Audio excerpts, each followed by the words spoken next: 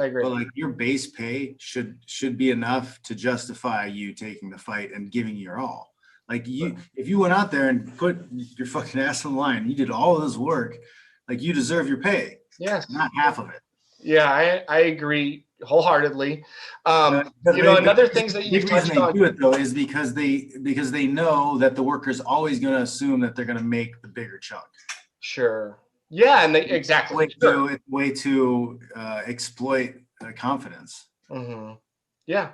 Well, and there's a couple points, and I'm glad I have you because I'm no expert. I've tried to follow the antitrust lawsuit from the high level, from a peripheral level, and I'll touch on these 2 or 3 things, and then maybe you can help guide me to say if I interpreted it correctly, and then share your first. I mean, nobody could, you and the other fighters a part of this, nobody could speak better. You've lived this, you've walked this walk. Last 10 years, we've had these conversations with hundreds of people, thousands of people even. I've had, conversations with like 50 Congress people talking about Ali Act and what's going on. Right. Like, we're pretty well versed. Yeah. So, to that end, right? So I've had conversations with folks like, Mark Kerr, I don't even know, Frank Shamrock, and people who have been sort of speaking about how they've had issues in years exploiting their own likeness, being able to use their own likeness, their own names to go do something outside of fighting. Like, Dana White made a comment about Paulo Costa and if you want to make that kind of money, you should have started a YouTube channel when you were 13 and gotten that popular, and then you can make money. But like, this is a promoter. His job is to promote. Sure. And he's telling the other guy he's supposed to promote himself. No, it's your job. Right. If that guy doesn't earn that money because he's not popular enough, it's your fault. You're the promoter. You're the one that's supposed to make sure people know who he is. Yeah. Well, it also makes less sense to me too, because as a promoter and he's signed to your organization, you have a vested interest in him always looking good. Yeah. If I were him, I would want my fighters to always look great and have the best shade of, because guess what?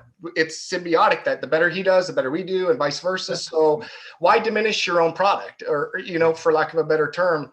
And I don't mean to be negative, but there's just certain things that feel counterintuitive there. But again, you've been an awesome advocate for other fighters and stuff. So I guess I say this to maybe I'll kind of leave the floor to you, but can you provide just kind of an update of where things currently are at as far as the antitrust lawsuit? Yeah, we have,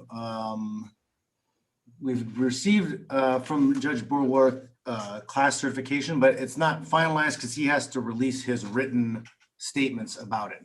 He's stated several times that he intends to grant class certification, but he still hasn't done the final thing of writing it out. Once he writes it out, UFC will then appeal, and then from that appeal, they'll get turned down, or they'll throw the case out, which isn't going to happen. Bulworth said that he's right. He wants to write the decision in a way that it's impossible for anybody to appeal it. Okay. So that's why it's supposedly taking so long. Okay. But anybody who really wants to follow up on what's going on and get all the information they can go to ufcclassaction.com. So we have a website that has a timeline. It has everything that's going on, everything that's happened. So like, if you're a fighter out there, is perfect for you to figure out what's going on. If you're a part of the class, you could be a fighter who is going to be a part of the next class, because this lawsuit covers 2010 to 2017 fighters, about a little over 1,200 guys.